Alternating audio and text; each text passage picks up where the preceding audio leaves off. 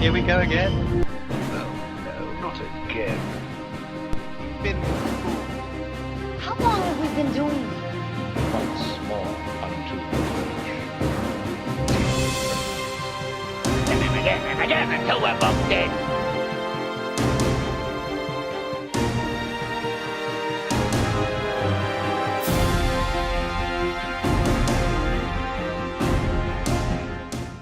Hello and welcome to You've Seen It Before, movie reviews of Connections in Mind. Transformers: The Last Night is hitting theaters this weekend, and I refuse to watch this movie just because to me the Transformers series died at the third film. So instead I'm bringing you a review of the third film of the franchise, Transformers: Dark of the Moon.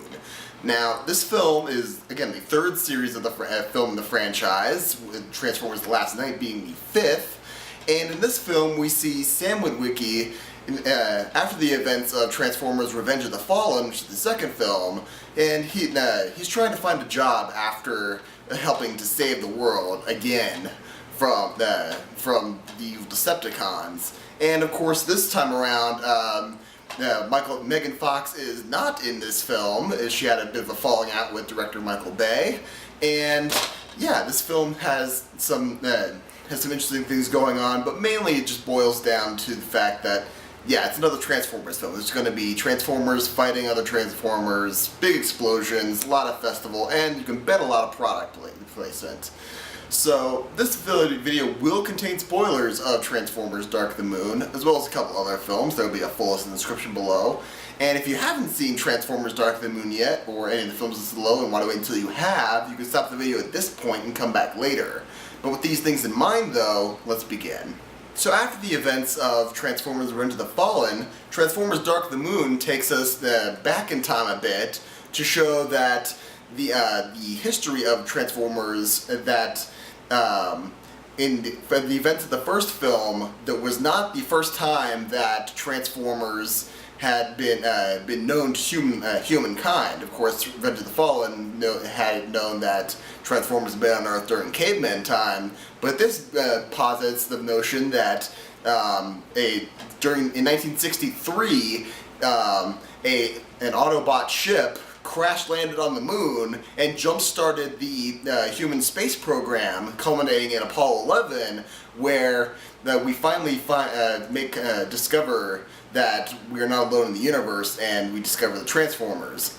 On that ship, of course, is Sentinel Prime, voiced by Leonard Nimoy, and it turned out that he was captaining this Autobot ship that was escaping Cybertron after the war with a weapon that could have changed the tide of the war, but now the Autobots on Earth hope that it can do the same with the Decepticons. Of course, the Decepticons, led by Megatron, voiced by Hugo Weaving, are trying to get to these pillars as well. But unbeknownst to everyone, it turns out that Sentinel Prime has made a deal with Megatron in order to enslave the human race in order to rebuild Cybertron.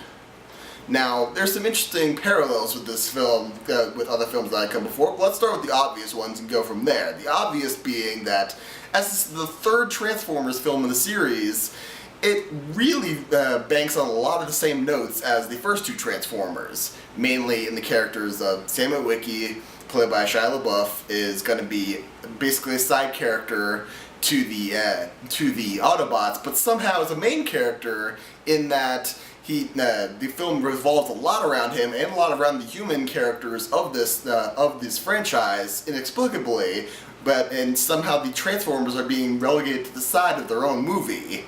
And of course, there's going to be a lot of product placement, as in the other two films. Bumblebee changed into the Camaro, which of course GM cars and products are really pushed during this film.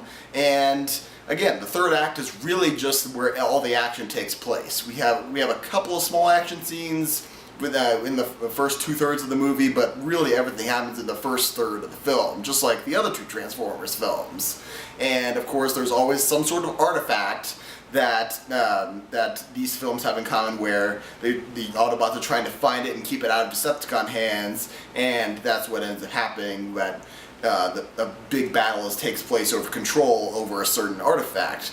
In the first Transformers film, it was the Cube or the Allspark. The second film, it was the Matrix of Leadership and the planet-killing weapon.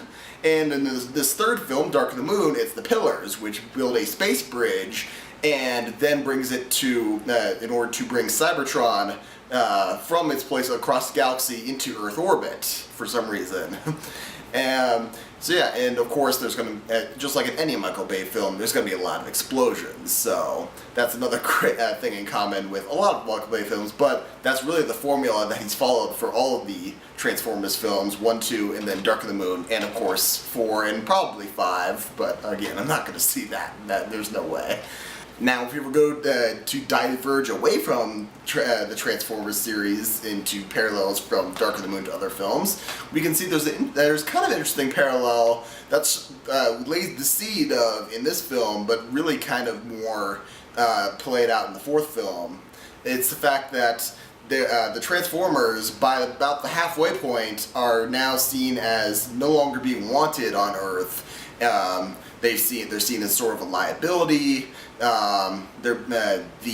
The leaders of Earth are given a ransom demand that the Decepticons are supposed to be able to spare Earth if they expel the Autobots, and so the Autobots leave, and then of course they come back in time just to save the day.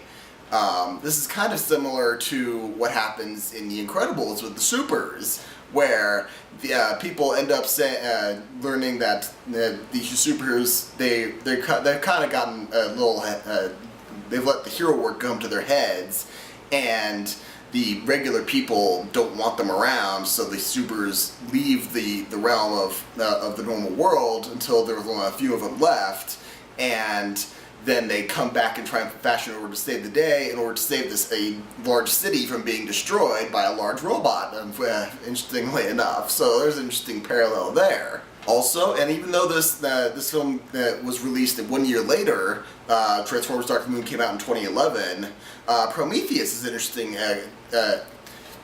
comparison with these films, even though Prometheus came out in 2012, in which these Prometheus features a story of humans seeking out a bunch of aliens who they believe have all the answers, and the aliens, in this case the engineers, turn out to be they don't really like humans, and they try to wipe out their own creation.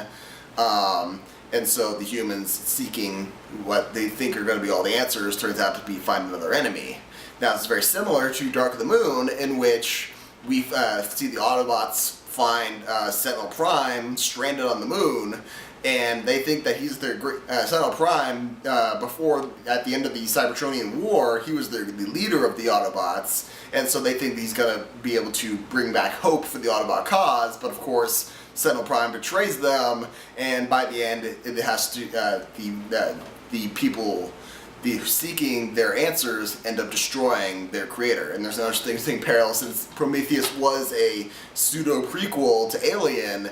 There's a scene in Transformers Dark of the Moon where the Nest team has to go to Chernobyl to find an alien artifact, and where they find the alien artifact, the set that they designed is very reminiscent, in design at least, of the bridge of the engineer's ship where the space jockey sits. So there's an interesting parallel as well. Finally, plot-wise, there's an interesting parallel between Transformers Dark of the Moon and the episode of Battlestar Galactica, in the episode in which we see the character known as Bulldog come back to seemingly from the dead, and he rendezvous with the Colonial Fleet after Admiral Adama assumed he was dead over all these years, and he's welcomed back as a hero, only to find and then the Bulldog tries to kill Admiral Adama because he believes that he left them for dead, and he's he is the one behind all of his problems. But of course, the Cylons were manipulating Bulldog into that. So there's an interesting parallel between the aspects of Sentinel Prime and Bulldog from Battlestar Galactica. Next, and while these aren't really plot-related developments, there are some interesting parallels with things that you've seen before. Sometimes literally, in the case of there's a There's a Decepticon featured in this film that looks very visually similar to the design of the Predator. Also, there's a shot during a chase scene on a highway in which the same Predator Decepticon gets thrown into a car, and this exact same shot was reused from another Michael Bay film, 2005's The Island. Of course, it's important to note that this film, they had to use this because there was another stunt planned for this chase, but one of these stunt people was seriously injured during that shot, and they were forced to do that. But still, there's something that you've seen before, literally.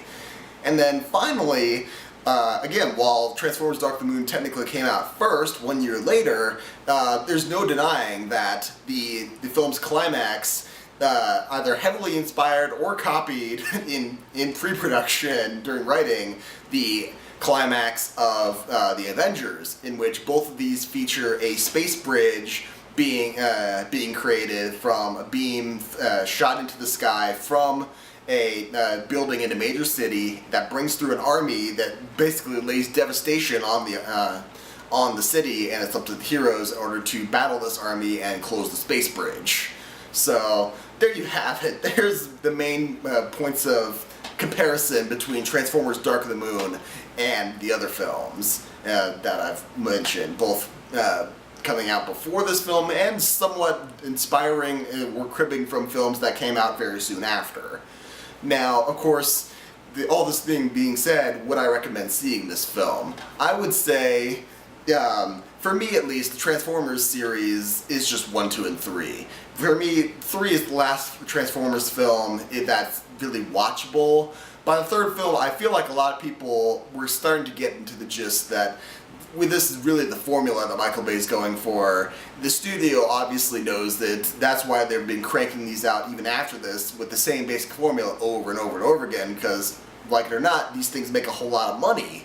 And as long as they make a whole lot of money across the world, then the studio's going to make the exact same thing with the premise of if it ain't broke, don't fix it. But of course, it really is broke, and maybe people around the U.S. are starting to catch on to that, because according to early box office numbers, at least in the U.S., this latest film, Transformers: The Last Night, has had the lowest opening day and opening couple of days actually of the franchise, even lower than the fourth film, which was already at the before that was already the lowest at that opening at that point. So maybe people are starting to catch on.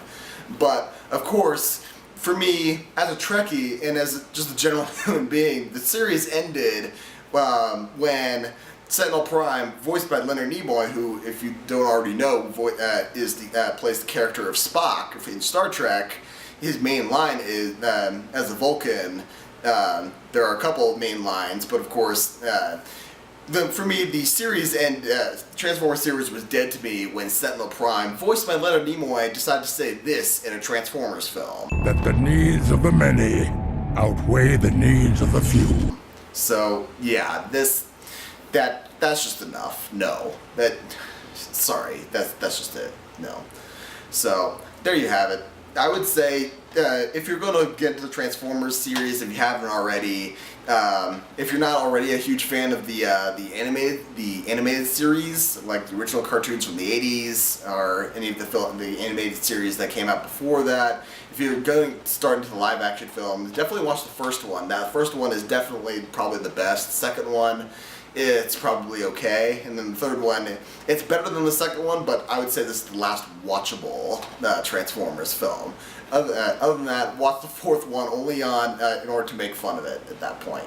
So there you have it. There's my review for Transformers Dark of the Moon. My next video will be in honor of 4th of July, a review of Independence Day. I've already reviewed Independence Day Resurgence. That was actually my very first film review on this channel. I'll be doing a Roland Emmerich themed review of Independence Day, the original film, and then of course after that will be my You've Seen It Before review and written review of Spider-Man Homecoming, coming out July 7th.